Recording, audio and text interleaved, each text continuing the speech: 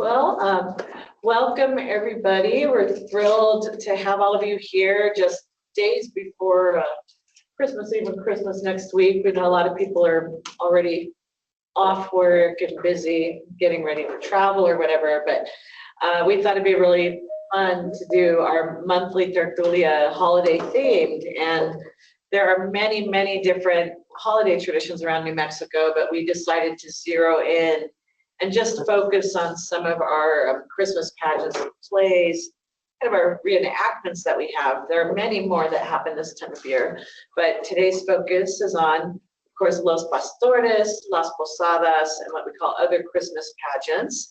So we may switch to the next slide. Oh, and I should say I'm the Deputy Historian Nicolasa Chávez, and this is our Director of State Archives, Jonathan Pringle. So we will both be talking back and forth today. And for this presentation, we are also including some video and sound for you so you can really get a feel of the traditions we're talking about. But a really fun one, and always a curiosity when in New Mexico is the presence of different characters in our Christmas plays. So they're not Santa or St. Nicholas. There are 18th century St. Nicholas plays Germany, but we're not talking about those.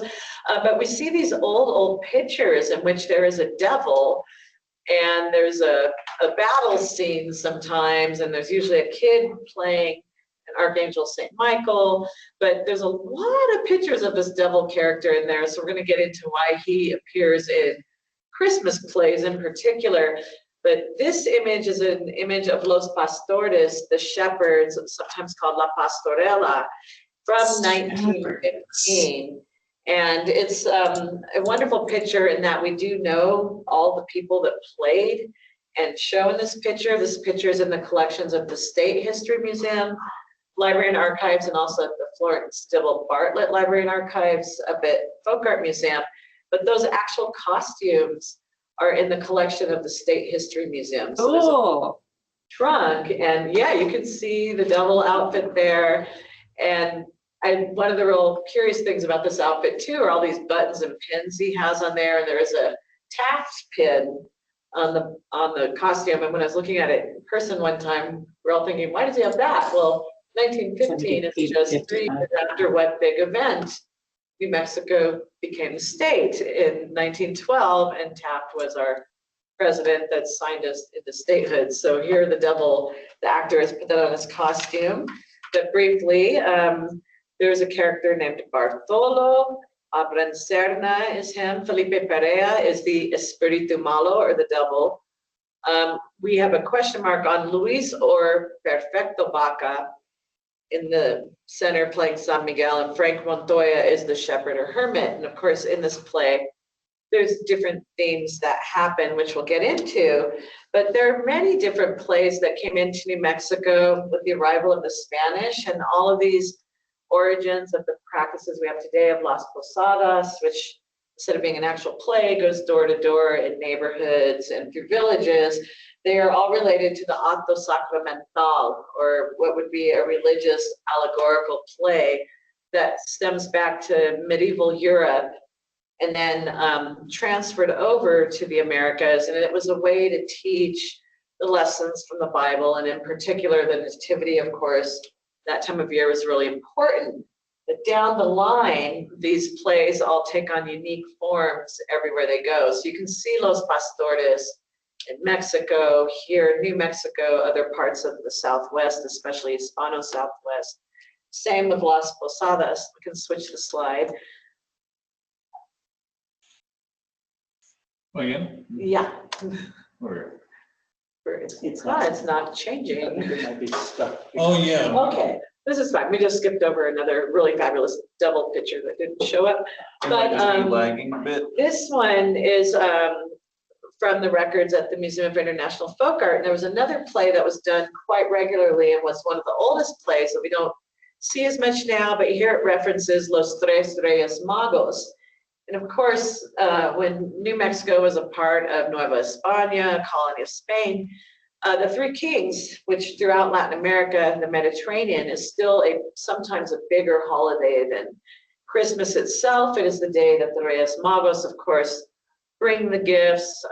In English, we refer to the adoration of the Magi. In Spanish, Los Tres Reyes come, and this is a wonderful retablo by the artist Noé Garcia Chávez of the Three Kings. But there are records of Three Kings plays happening and being revived in the 60s here in New Mexico through the 70s. One theory, we tend to see more of Pastores and Las Posadas than Three Kings today. We don't really, in the US, celebrate Three Kings Day unless you belong to a parish that holds mass or does something special for that day, or individual family members. Some of us like to keep our tree up through the 6th of January. We don't want to take it down right away on, January 1st. I'm one of those. But that play is one of the oldest plays in Spain. It is said that the earliest version of this play goes way back in the Mediterranean, according to Tomás Lozano, who's a musician and historian. There was a Gnostic sect called Los Basilidianos, who commemorated the adoration of the Magi as early as the 3rd century. So we're talking way, way, way back. But the oldest conserved text that we know of in Spain dates to the 12th century. And it is also the first dramatic work that is written in a Romance language. So written in the Romance vernacular language today. So that would be one of the plays that comes over to the Americas. We know it was staged in Cuernavaca, Mexico in 1535. There's references to it. Carried into New Mexico, some of our earlier documentation goes back to late 19th century, early 20th century, but we know it was staged and performed in 1936 near Belen and in Bernalillo. We also know it was in Ranchos de Taos in 1942. And then again, the Hermanos de Vargas took upon reviving and staging it in the 60s at the Museum of International Folk Art in their auditorium. And the differences between all these plays are they're different stages of the Nativity. So we have Las Posadas, which is the journey to Bethlehem before the Christ child is born. Los Pastores, of course, the shepherds coming to see him and acknowledge him. And that's usually when we set up our nativity scene in manger. We have the animals and shepherds, and often the Three Kings. And the Three Kings would be the third part of that, where they're bringing gifts to the Christ child. There's another reenactment play that's very often done on Holy Innocents' Day, and that is another appearance of the devil influencing King Herod to kill all the male children to try to get rid of this new child of light. But we're going to start with Los Pastores. We have a fun video. I had previously worked on a project in my previous incarnation as a curator, and I worked on an exhibit on musical traditions in New Mexico, and we produced some videos on Pastores and Las Posadas. We thought it'd be fun to share those so people get a sense of what the plays look like, the music involved. So here we have Los Pastores.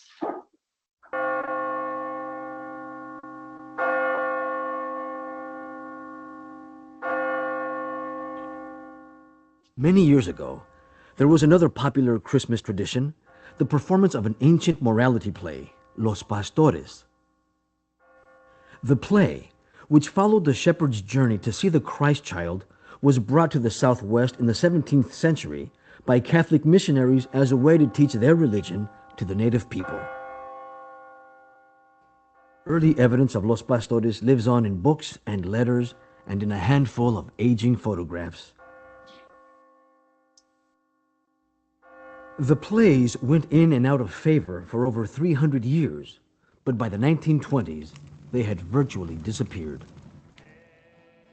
Then, in 1981, two scholars from Taos, New Mexico, Arsenio Cordova and Larry Torres, concerned about their rapidly disappearing cultural heritage, decided to restore some of the old, almost forgotten celebrations of their ancestors, including Los Pastores.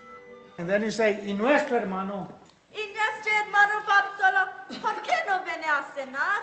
Sí. Eres un gran Dios, nacido entre vos. It seems that for the longest while, these dramas had ceased. And then we were wondering what happened to all of them, because it seems that they were, when you look at the manuscripts that we have on file, either in our files or at the Museum of International Folk Art, the The latest ones that we seem to find date to the 1920s, and then you wonder what happened between the 1920s and the 1980s before the revival or the Renaissance comes in all these. And then you realize, look at what's happening in the scope of world affairs. World War I comes, takes all of our men. World War II does exactly the same thing. Korean War, Vietnam War. It isn't until the Vietnam conflict gets resolved that people start coming home and looking again for places that were familiar to them, if not in their own lifetimes, at least things that their parents or grandparents told them, no? And so finally, after all of these interruptions, on a global scale, we can come back to the local scale and do the things that we used to do. 2 weeks before Christmas, Arsenio Cordova and Larry Torres take their troupe of actors and musicians to perform in the nearby villages of the Sangre de Cristo Mountains.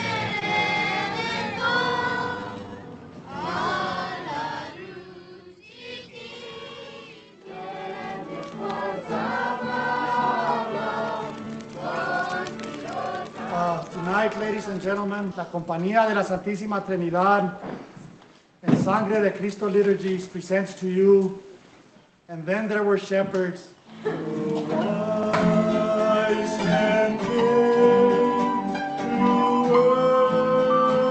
There are at least 12 musical scores in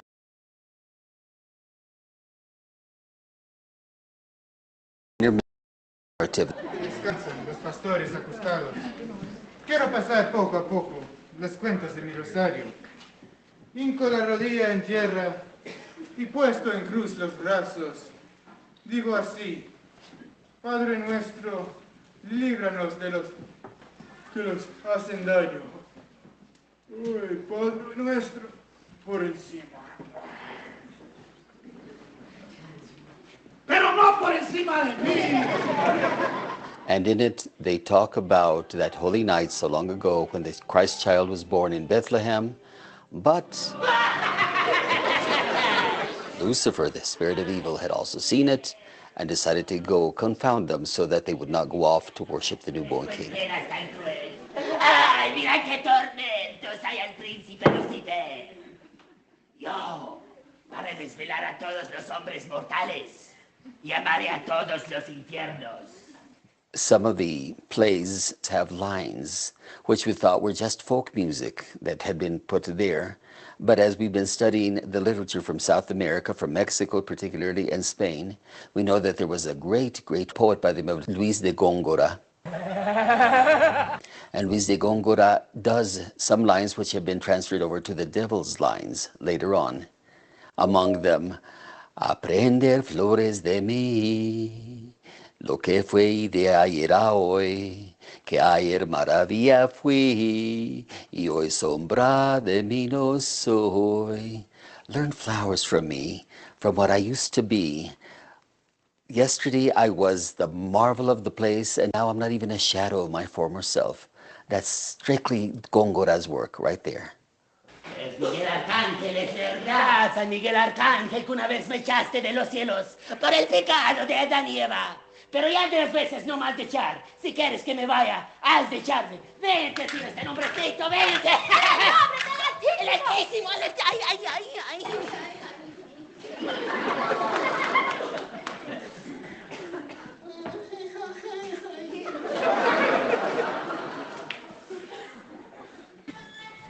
Desde el oriente al poniente,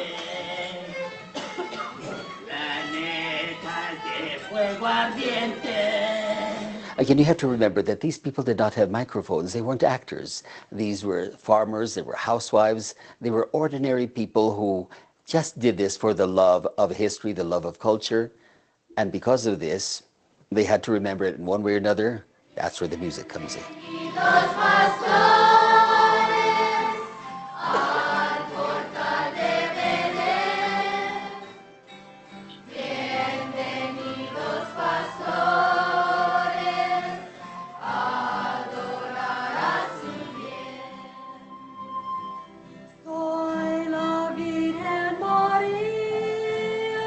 The songs that would be most emblematic of Los Pastores are probably the ones toward the end of the narration or the end of the play, because the whole focus is on the birth of the Christ child and the great joy that they're feeling at the very end.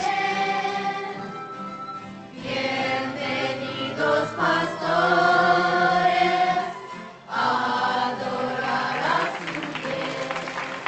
To all of you, Merry Christmas y que Dios los bendiga a todos. Merry Christmas.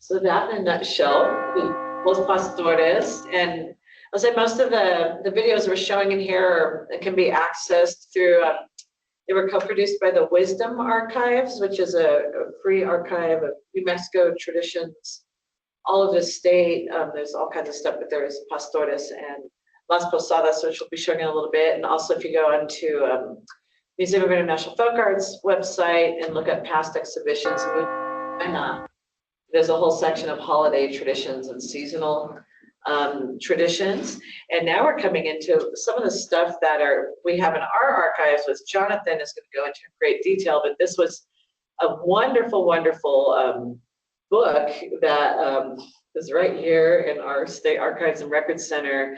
This one, interestingly, is produced in Hollywood, California.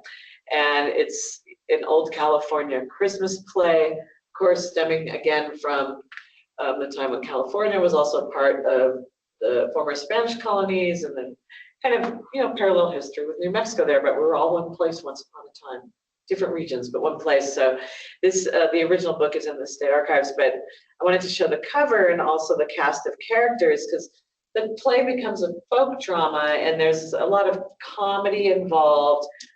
There's certain characters like Bartolo and the Ermitaño, and there's one woman named Gila in the play, but as the shepherds are en route to visit the Christ child, again, the devil's trying to trick them all along the way, and it's Bartolo, who is the one that you saw in the video, who's always falling asleep. He's the lazy guy. He doesn't ever want to get there as fast. He's taking his own time, so he's kind of the comedic, like a little trickster character in the play, but in one of his journeys in Sueños, the devil appears to him as trying to convince him to steal Gila away, take the woman away from the group, and to kind of do this whole side thing to get him to come forward. Next.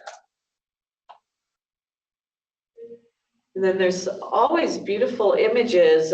These, Larry Torres, who was interviewed in the film, had these pictures in his personal and private collection, and it's really wonderful to see these old ones and to talk to people who know the characters that are still played, because again, when you have oral tradition, dramatic tradition, sometimes it's not always documented, but for these pictures, we do have this one's from 1939, Arroyo Hondo, up above Taos, and we have Anastasio Ortiz, Alfredo Romero, and Victor Arellano. And it's very interesting, some of the older plays, it seems that most of the roles are played by men, except for, of course, the character of Gila and a few, sometimes a young angel could be a young boy or a young girl. Same with originally Matachina's dances are all men, but now women participate a lot more as these characters. Next slide. And sometimes these traditions will be handed down, like again, this one here is 1945, and it's Don Juan Tenorio who plays the devil, and he's the one that handed his script down to Professor Torres. I might mention in that video is also a man named Arsenio Cordova, who his wife, who has since passed away, but his wife and daughter carry on this tradition, and we'll reference a contemporary play today that the daughter is still taking around the state of New Mexico. But also in this picture, this is the devil. Here's the one that handed down the play that was revived in the 80s that we just watched in the video. Let's go on to our next image. And this one is in the history museums for Angelico Chávez Library and Archives. Jonathan and I were searching for other older images of pastores and posadas. Interestingly, it's labeled Las Posadas. However, we do think this is pastores because Las Posadas usually does not take place inside the church as a play. Las Posadas goes door to door, usually in a neighborhood. it'll go to different homes, or, you know, as the version in Santa Fe is done around the plaza, but you have your different stops, and you're usually traveling outside via bonfires and your luminarias, your bonfires, and your farolitos, which are the bats. I know there's discussion as to what they're called in the southern part of the state, which we'll talk about later. Next slide. But this is a contemporary rendition. So Los Pastores is very much alive and active today around the state and right here in Santa Fe. This is a version that was just created last year and just held for its second year here. And this is held in the auditorium at Museum of International Folk Art, where historically Los Reyes Magos was.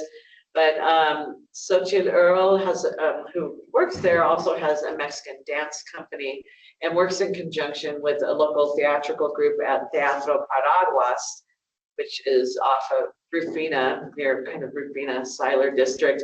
But they have created a new version. This one, not so much the New Mexican traditional version that we see, but more of a Mexican version that you would see. And it does end with a very lively round of folklorico dancing. The whole thing's done to music. And along with the double characters, there's a donkey there. You have some of the animals from the manger. And you see Jose, Maria, and the Christ child in the middle. So this is now a revived new annual tradition that will happen every December. And we will talk about a few more. Las Posadas, of course, many people partake of. If you belong to a church or parish, sometimes your house will be requested for the novena or the 9 nights before Christmas Eve, where a group will go to a different house each night and sing and ask to be let in, and you're reenacting Joseph and Mary needing a place to stay for shelter. I think that leads us to our next slide.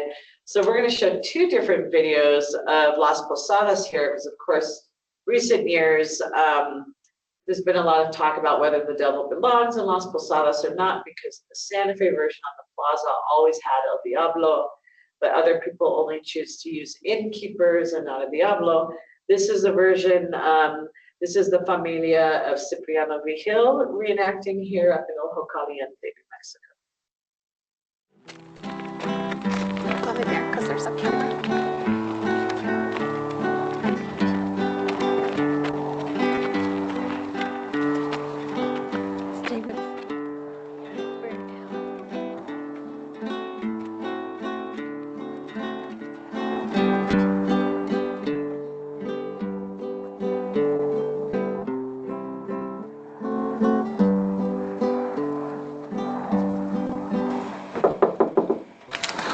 Yes? My wife is pregnant and we need a place to stay. I'm sorry, we have no room.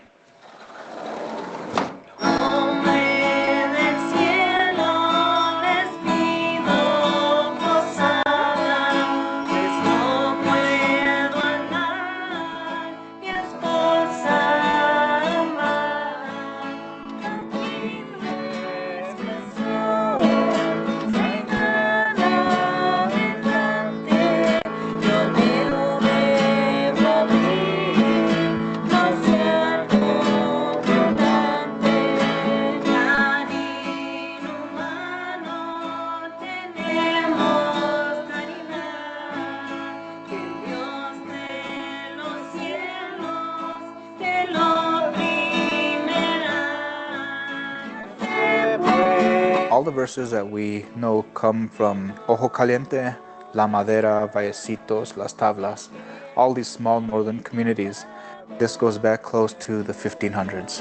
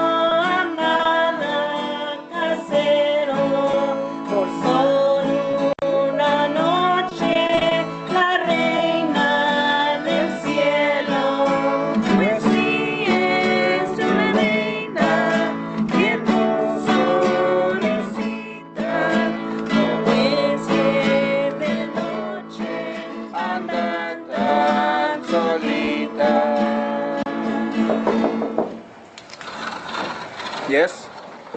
We're really tired and my wife is pregnant and we need a place to stay. Please, come on in. Voces María es reina del cielo y madre va a ser del divino verbo. These posadas carry on for 9 days, from the 16th through the 24th. And each day we do it in a different home. So people open up their doors and welcome us in their home to do these posadas. Entre santos peregrinos, peregrinos, residen este rincón, aunque pobre amo. The traditions have slowly dwindled down, and that's what we're trying to keep up and make sure they don't get buried somewhere. It's very important to us because it's part of our culture. It's in our history that we, keep these traditions alive. There's so many traditions all over the world that are being forgotten, and we just want to make sure that we keep these going to the fullest and pass these things to our kids and so on down the line.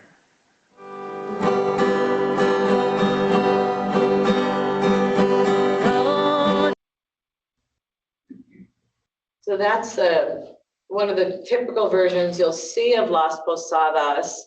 And all over the state, you'll see this. And it's also done, parts of California still do it, Texas, obviously Mexico, Las Posadas. If you talk to anybody from Latin America, most people know what it is.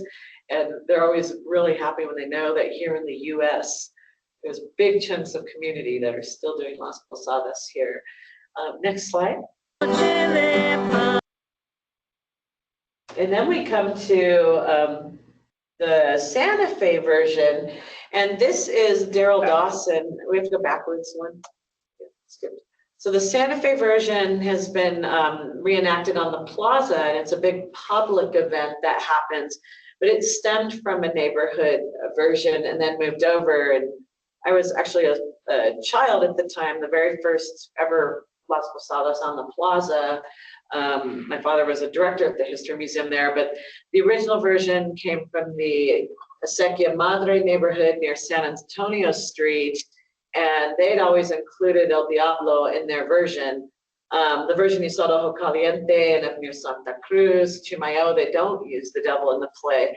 However, upon further research, there's a play that was originally done, the Coloquio de San Jose, or El Celos, the Esporos de San Jose, which is a longer allegorical play in which it includes the Archangel Gabriel coming, to say that Maria, confirmed that she is with child. Of course, Jose is, hearing that his wife is pregnant and it's not his baby, it's a child of light, all of this stuff. So that play actually goes through the torment, jealousy, the temptation he has to leave her and not support her, and then again coming together and ultimately acknowledging the coming of that Christ child. But in scene 11 of that play, they've already gotten married, they're on their way doing the end. So Las Posadas actually comes directly from scene 11, and in that play it is said that the devil sends 3 demons ahead of them en route. So as they're stopping to ask for shelter, he's one influencing innkeepers to say no. So the version on the plaza originally followed that and had the devil in it up until just about a few years ago, and now is changed to innkeepers. Of course, one of the very first devils, next slide, was Daryl Dawson, who was the devil for about 10, 11 years. He started the very first year in 1982. Of course, he was doing it in the neighborhood, and then took it over to the plaza.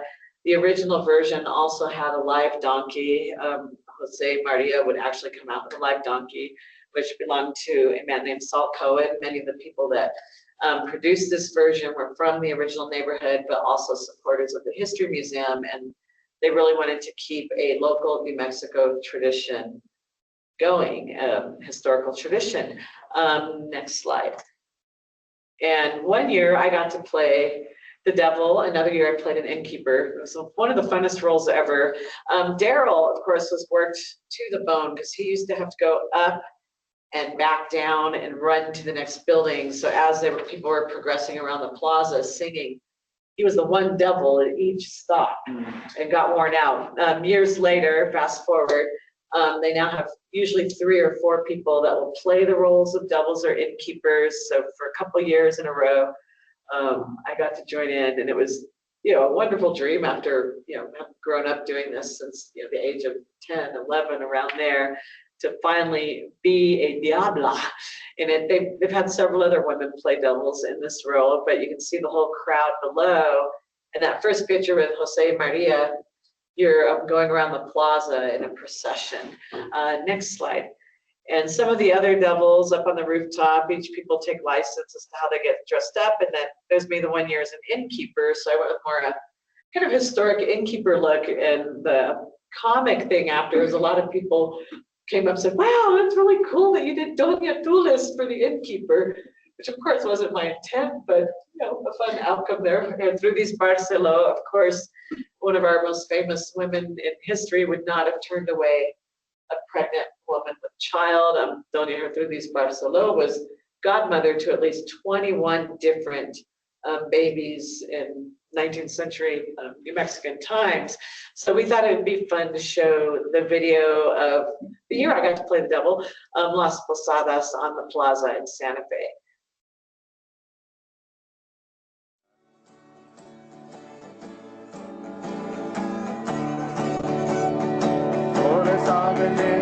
Vamos con alegría a ver a nuestra bien. Ahí, José María, ahí, ahí, ahí, donde será Jesús. Ahí, ahí, como viva su luz. It's a very authentic group, and the music is great, and they have violins and guitars, and the music's so traditional. They're just incredible.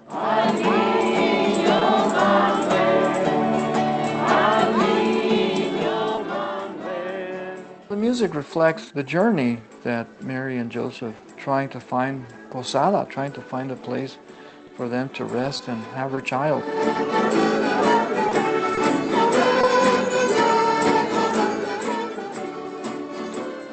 This poor couple, they were just being turned down everywhere they went. The devil is used because they could see the evil of poor Mary and Joseph being turned back.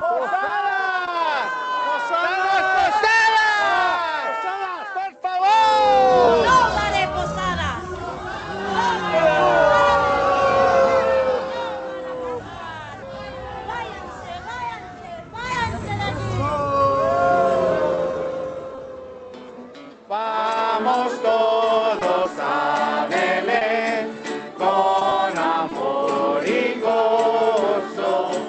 Adoremos al Señor, nuestro Redentor.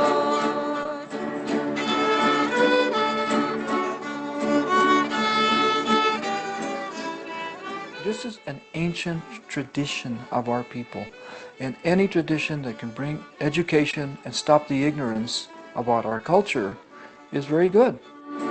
Felices pastores, la vida triunfó, el cielo se rasga, la vida nació.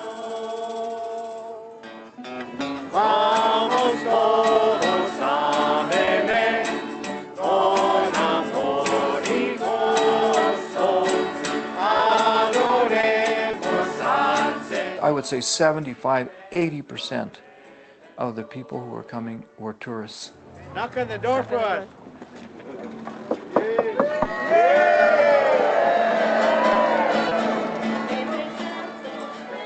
I mean, I guarantee you they went home and they said, wow, these people, they've been practicing something for 500 years that's theirs, and wow, these people have been here a long time.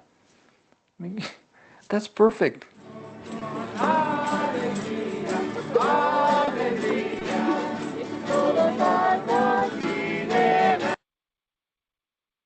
So that's Las Posadas, more as we know it today. It just happened last weekend on Sunday and continues, although there was a big storm in the day after. So it was put on by the History Museum since 1982, but it looks like next year maybe, or in a couple years, the Santa Fe Fiesta Council is going to be taking over the production of Las Posadas on the Plaza. But now I'm going to turn it over to Jonathan to talk about, if you want to learn more about all these traditions and where to find some fabulous things, especially right here in our own state archives. Thank you, Nicolasa, and those videos were really informative, really helpful. So I think we're gonna kind of build off of that and talk a bit about the collections that you would find here at the State Archives of New Mexico. If you are interested in doing some further research, what are the things that we have here?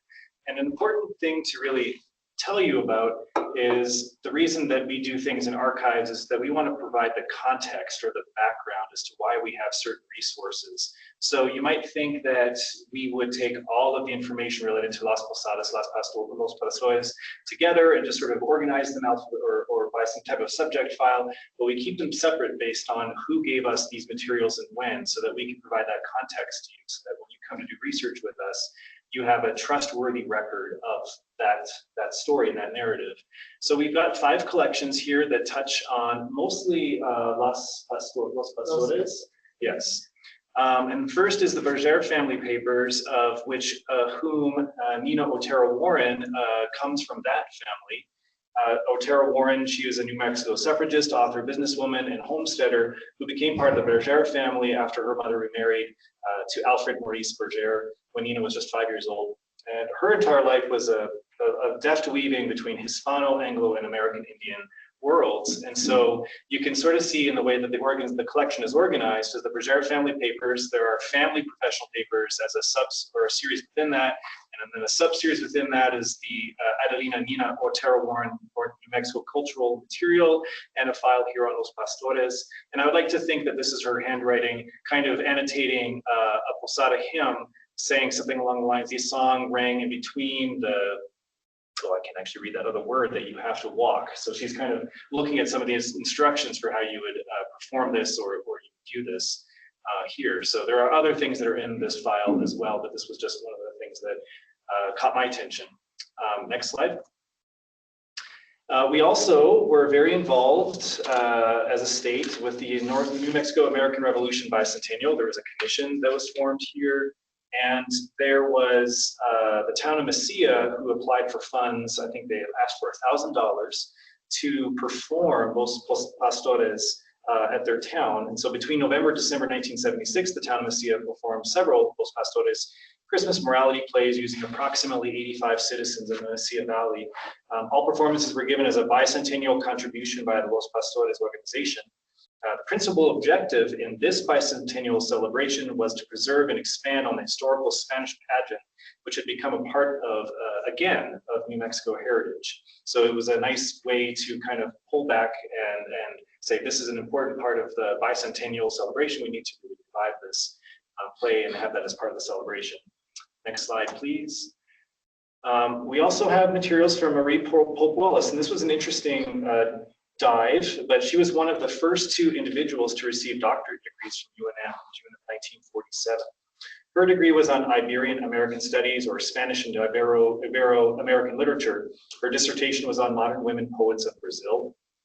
She had a pretty remarkable life. She was from Iowa and beyond UNM, had studied and worked in California and Oklahoma, as well as in Mexico, Puerto Rico, and Peru. Wallace joined the Women's Army Corps during World War I and helped found the first Army Counseling Library. She became the first Civil Air Patrol coordinator for women pilots in New Mexico and the first in the US to provide aviation training to teachers. She set up the first Inter-American training program for New Mexico Hispanics in 1929, was the first community service consultant for the State Public Welfare Department, and was the Albuquerque WPA Zone Director. She served with the United Nations Relief and Rehabilitation Service in war-torn Europe and was also a vaudeville actress who directed her own shows at the Albuquerque Little Theater. She was also president of the Albuquerque Historical Society in 1966. She earned 6 higher degrees taught in the Albuquerque Public Schools, at the Laguna Indian School, and in UNM's History and Language departments, as well as in Italy, Spain, and South America. And her collection is actually split between us, the Center for Southwest Research in Albuquerque, and the New Mexico State University in their library. And so it appears that at one point, oh wait, yes, this is correct. She may have documented Rose Lopez speaking about Las Posadas as a memory. So we have these handwritten notes from Marie Wallace in that collection. So it makes sense based on her background that this would be something in the collection that we would have. And next slide, please. There we go. So Dorothy Woodward, largely the items that we have in this collection are full published beautiful publications and printings of Los Pastores. And so you can see some of the covers here, but she did a doctoral dissertation on the penitentes of New Mexico, which was awarded in 1935 from Yale. And then right away, she came to New Mexico and began teaching as an assistant professor of history at UNM. She served as the assistant state director for the Historical Records Survey, and she retired as a full professor of history in 1956 and was appointed to the Board of Regents in 1957, resigning 1 year before her death in 1961, which sort of made me think a little bit about how I want my career to go and if I want to retire and have just 1 year left before I might unfortunately meet that kind of demise. But she collected some of these really interesting materials, and if you go to the next slide, I've got a QR code here. So for anyone that's online, you can scan this QR code and you can actually view and download the entire publication that Nicolasa referred to before, the Los Pastores in California. And so you can do that, or anyone in the room here can use their phone and scan that QR code, and you'll be able to download that whole beautiful illustrated volume. I highly recommend that. So we can sit on this slide for just a second if anyone is interested in the room to do that. And we can always go back to it too. But next slide. And we can't really speak about the collections we have unless we include the Work Projects Administration collection, and particularly the subset of the WPA, which was the Federal Music Project, which a lot of this really directly connected to. So under the auspices of the Works Progress Administration, the Federal Music Project provided a variety of jobs for unemployed musicians. In New Mexico, as elsewhere in the country, the impact of the Federal Music Project was largely beneficial. Local circumstances, however, created different needs that were met both imaginatively and energetically by the state's Federal Music Project Director, Helen Chandler Ryan, and project employees. Although generally ignored, the era of the FMP forms an interesting and important chapter in the history of New Mexico's musical community. The New Mexico FMP proudly capped 1938 by presenting Los Pastores, performed by children under the guidance of music project teachers at Santa Fe's historic Palace of the Governors. And so we have a number of files that pertain to both Los Pastores and Los Pastores, Las Posadas in the collection. And next slide.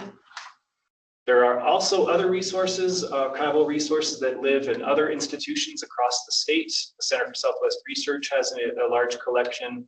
The Fray Angelicos Chávez History Library, Palace of the Governor's Photo Archives. Again, New Mexico State University, there's a small collection at the UNM Maxwell Museum of Anthropology, the Taos County Historical Society, the Bartlett Library and Archives at the Museum of International Folk Art, and the Special Collections Library in Albuquerque. And we just inserted this picture at the very last minute on the right-hand side here. It's a little small here, but it gives an indication of the performances that have happened.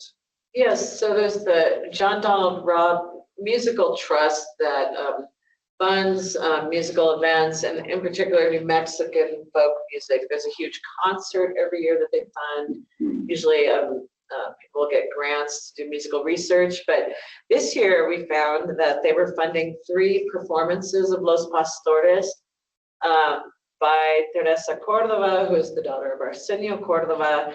2 of them have already passed, but if people do want to still see Los Pastores, this coming Saturday up at Our Lady of Guadalupe Church in Taos, New Mexico, you can actually still see Los Pastores. Again, the version that is now done at the Folk Art Museum was done last weekend, and I have to correct that. Las Posadas on the plaza is usually the first Sunday of December every year. So there's wonderful opportunities, a lot of movement, keeping these things going, getting the funding to keep them going.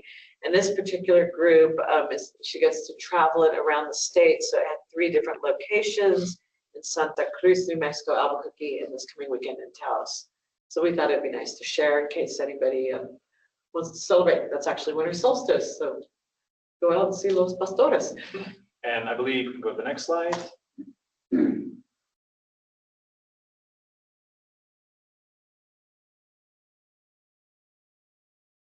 Yes, we thought it would be fun to end our little holiday discussion because every Christmas season, you know, the big Farolito Luminaria debate comes up. But we also put it because a lot of the, as you saw in the plaza, the whole plaza was lined with farolitos. Also, when you go to some of the towns and villages or neighborhoods, but we always get asked about the wording. And yes, in southern New Mexico, both things are called luminarias, so the bag or the bonfire. And one of the, you know, people always say, why is that? Why do we have the two names? Well, historically, grammatically, farolito means little lantern. Farol is a lantern. So the correct or historically accurate correct term is farolito. However, the fun one, why the brown paper bag? And they are largely a 19th century version of earlier lanterns. We know there's wooden lanterns that existed. We know the lighting of lanterns goes back to, again, Arabic times, medieval Spain, punched paper with lights in them, but also the Manila galleon trade brought Chinese paper lanterns, that tradition over into Mexico and then come up. The paper bag is not developed and patented until about the middle of the 19th century. And that's right about the same time we become a territory of the United States. And obviously it takes 62 years before we become an actual state. We're a territory for a long time, but we very wholeheartedly adopt the use of the mass-produced paper bag to make our little faroles or farolitos. However, with the influx of Anglo-Americans coming into the state in larger quantities, not they were here before, obviously, but territorial period, I mean, my own personal theory is that it's much easier for a non-Spanish speaker to recognize luminaria. It sounds like illuminate, light, the L. It just makes more sense to somebody that doesn't speak Spanish that a luminaria would also be, in their version, maybe a little light is what you see in these paper bags, not a farol, a little lantern, because these originally before the paper bag a lot of times were hung. However, the luminaria traditionally refers to your bonfire, which you could stop and warm up as you're coming down the street singing and going house to house. You're outdoors in the cold New Mexico winter. Although this year it's not that cold, it's hard to even imagine Christmas is next week with the weather. But we thought it'd be a fun way to finish up our talk, just warming everybody up. Can you mention for a moment the electrolitos and how? Oh, yes. Yeah, so there's fun terminology. You know, now we of course have electric farolitos that, you know, go everywhere, like at the top of the El Dorado Hotel. If you have a 3-story building, it's going to take a lot of people, a lot of hours to light them by hand. But the terms, so we always say, you don't call the electric version a farolito or a luminaria. You call it a bagalito or an electrolito, the plug-in mass-produced ones. But kind of fun play, you know, we like to do our Spanglish, so we've got our bagalitos and electrolitos now. We didn't put a picture though. I think there's one more slide. We did that one slide. I think it's before the other. Can you go back before too? I thought we had people. There it is. So this was a big gathering once everybody is let into the final spot of Las Posadas, that final night when after you're being turned away. The fun thing about doing the novena, when you're going to 9 houses, it's 9 nights of food and drink, your bizcochitos, your chocolate, your eggnog, you name it. It's 9 nights of feasting and, you know, your little parties. But the end is usually, there you are being warmed up by the bonfire, luminaria, and the candles after Las Posadas. So we thought that would be a wonderful way to finish today. We do have a few minutes if people do have questions or a memory they'd like to share. Ilario, yes. They also, we used cans. Yes. We used to use the medium coffee can, and then it would be cut. We would literally clip designs around it. Yeah. The very top. and then put the candle in. And we'd use those every year. Yeah, those are beautiful. And then, of course, as time goes on, they get old and you don't put them in the right place and they just kind of disappear. People move and stuff like that. So, but that was another way that it was done. And it was during my grandfather's time. So it was in the 1800s. That they were using it.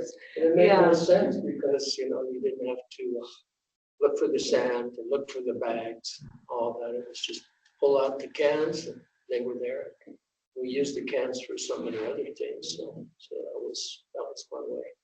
Yeah, and they're very reminiscent of a lot of the lit up ones that were carried in church processions. I think there's a few of the tin can ones in the collections at the History Museum and the Folk Art Museum still, and some earlier prototypes from Spain that came over. And in terms of the parishes, I grew up with Santa Ana Parish, San Isidro Parish, and Agua Fria. We had all of them. They were off and on. Some years, they'd happen. Some years they won't, as the time went on. But in the 50s, I remember that. It's just a matter of what parish. So I grew up with them. Then we would go to Tesuque Pueblo, Cochiti Pueblo, and Oquewenge. And we would go to those, especially if it wasn't a real snowy, heavy night. Otherwise we'd go close by. So and that's the thing, is the tradition of the Reyes Magos, of course, now is celebrated more in the pueblos than anywhere else. Right. But for us, at least in my lifetime, we had them in the different parishes that we went to, and sometimes we go as far as what was that church? Albuquerque, not San Felipe, but I don't think of the other one. Oh, in Corrales. Oh, it's the old church. Yeah, the old church in Corrales, when it was still a church. That was another place that we went. San Isidro, yeah. San Isidro, right. Yeah, and they still do. I don't think they're doing Reyes Magos, but they do San Isidro Feast Day with Matachines dancers still. Right, and then there's Matachines now. But for Reyes Magos, I know Jemez Pueblo is one of the big celebrations that still happens. Anybody else? I have an unrelated question. An unrelated question. Well, peripheral, let's say. Peripheral curiosity, as long as no one else. And that is, could you just say a few words about Los Manueles as a tradition? Oh, yeah. Well, I was hoping to do a talk on it next year for a holiday. Yeah, Los Manueles. So these traditions, one of the things we don't do in the US anymore is 12 days of Christmas. And if you count from Christmas to January 6th, the Epiphany, that's 12 days. And historically, throughout Europe, Latin America, Industrial Revolution kind of ruined it for everybody. And now we're on these work schedules and only our one vacation day, right? But Dia de los Manueles is New Year's Day. And a lot of these traditions that we have that are going house to house, door to door, also reminiscent of wassailing, mummers, plays, where you sing and carol. Just, you go door to door and you're asking for treats. It's also related, historically, trick-or-treating stems from this very same tradition. You would go door to door and beg for soul cakes originally on Dia de los Muertos. But Dia de los Manueles in particular is the blessing and welcoming of the new year, blessing the home, the killing of the old year. And there's various traditions around the state, one being Los Comanches and Ranchos de Taos, and also Dar los Dias, which is one of my favorite, both of them I just love. Again, there's a lot of documentaries we didn't include today because we were focusing on Pastores and Posadas, but you can go into the Wisdom Archive or that Música Buena exhibition page and see Dar los Dias and Los Comanches and Dia de los Manueles. But usually, historically, some people would start at midnight and sing all night long, and again, house to house, and you ask to be let in after you sing and bless the home. Now, I know Los Comanches, they start about 7 a.m. on New Year's Day in the morning. So those of you that stay out partying and drinking late at night, very easy to miss Los Comanches the next morning. I went up to Taos for Los Comanches, and the Taos Plaza actually drops their ball of fireworks on New York time, so everybody's done by 10 p.m. So you can get up the next morning and go to Los Comanches and see. They start out on the plaza in front of Ranchos de Taos Church and dance first before going out into the different houses. And Cerro, New Mexico, it's more the community members and families. It's not as much a public thing, but they're up at the crack of dawn going to serenade all the different houses. And we don't have any snow this year. The year I went, there was a blizzard with 3 feet of snow everywhere. It was absolutely magical. And that tradition, when you're let into the home, you're given a list of all the names of all the people that are there, and the singers would compete because they'd have to do verses and rhyme with the name of the person. So each person got a little verse that you sang on Dia de los Manuelos or New Year's Day. Yeah, we tried 1 year Cipriano Vigil, who his son was in the video, because that was his thing. But anyway, we did 1 year we did Los Manuelos. We tried to resurrect it. But once again, work schedule, like you say, it made it real hard for us to do it, keep it up, you know. Yeah, and we're all still celebrating, but everybody else is like, January 2nd, back to work. And we're going, it's not the 6th yet, you know, it's still holiday time. Why are you taking decorations in? Reyes Magos on both sides of my family, actually. My grandparents, we never opened our gifts. They never opened their gifts until January 6th. So it was very awkward, you know, having to, you know, deal with December 25th and this whole gift stuff, because for us, we were waiting. And after a while, as we got older, my parents finally, you know, said, okay, you can open them early. You don't have to wait for the grandparents, you know, but my grandparents always opened the gifts, because wasn't that the time that the Reyes Magos brought the gifts? Yeah. About Los Manuelos, it's correct that initially there was special focus on anyone named Manuel or Yes. Manuela. Yes. From Emmanuel, right? Yes, it was my great uncle's name. Well, His birthday. Whatever the Hebrew for Emmanuel is, somewhat. Yeah. I'd have to look it up. Well, in the spirit of making sure that everyone's got their time to get back to where they need to be, then maybe we should close out. But if you have any more questions for us in person, we're happy to be here a little bit longer. But thank you everyone for joining us on Teams and everyone here in person. Thank you all for joining, and very Merry Christmas, Happy Holidays, and also Hanukkah. I think it starts the day after this year. Happy Hanukkah. Thank you. Okay.